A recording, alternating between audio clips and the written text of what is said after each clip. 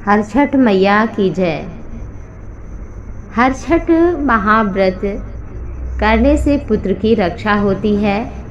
भारतवर्ष में इस व्रत का बहुत ही अधिक महत्व बताया गया है।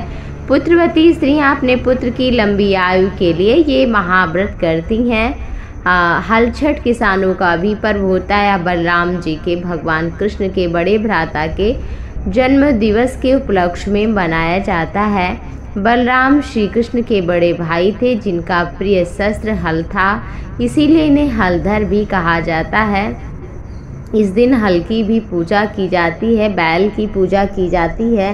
हल छठ का त्यौहार भाद्रपद कृष्ण पक्ष की षष्ठी तिथि को मनाया जाता है।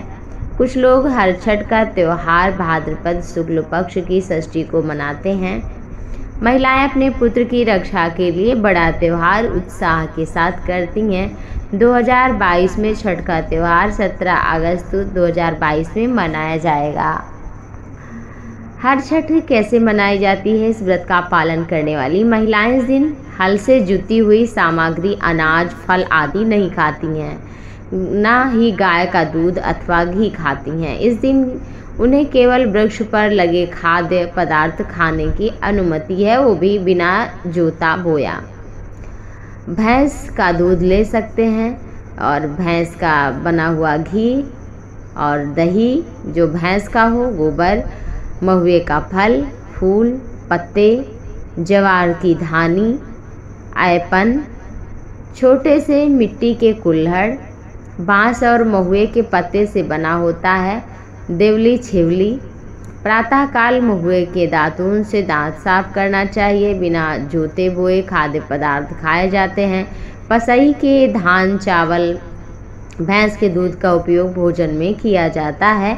भोजन पूजा के बाद करना चाहिए। सायंकाल में यह व्रत पुत्रवती स्त्रियों को अवश्य करना चाहिए। इस दिन छठ मैया की भी पूजा करना चाहिए। इस व्रत की पूजा के हेतु भैंस के गोबर से लिपाई करना चाहिए और दीवार पर हर छठ माता का चित्र बनाना चाहिए, नहीं तो बाजार में जो हो उसका भी पूजन किया जा सकता है। पूजा के चावल को पानी में भिगा करके पूजा के बाद और उसे सिल बट्टे पर पीस कर उसमें हल्दी बनाई जाती है, जो ऐपन बनाया जाता है, चिपकाया जाता है। यह लेप की तरह घोल इसका तैयार किया जाता है। इसमें हल, सप्तऋषि, पशु, किसान, कई चित्र बनाए जाते हैं।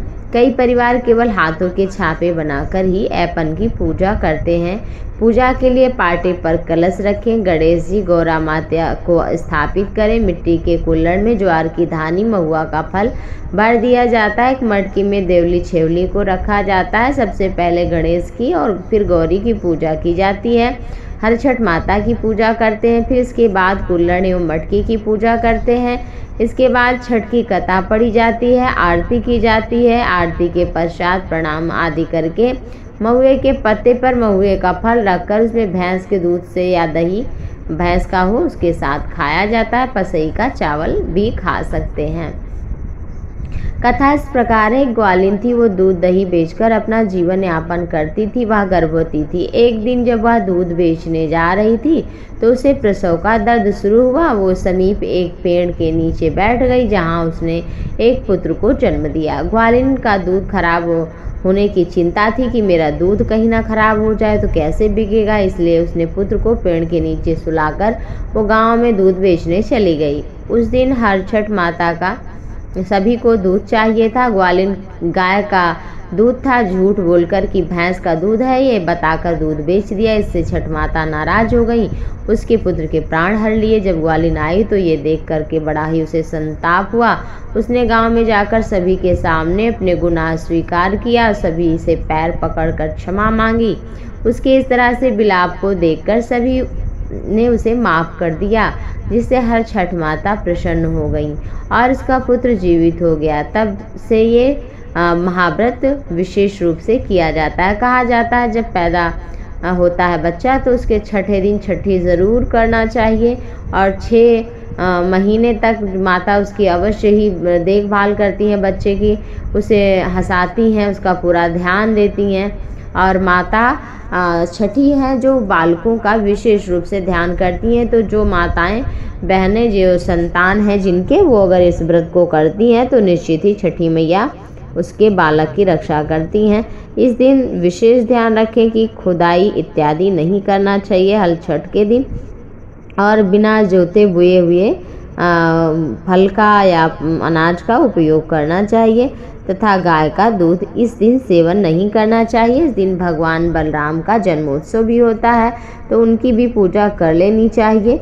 इस दिन विशेष रूप से छठी मैया की पूजा अर्चना करने से संतान की रक्षा होती है। माँ छठ की कृपा से धन धान्य की भी कमी नहीं रहती। आप सभी पर छठ महारानी की कृपा बनी रहे। जय छठ मैया।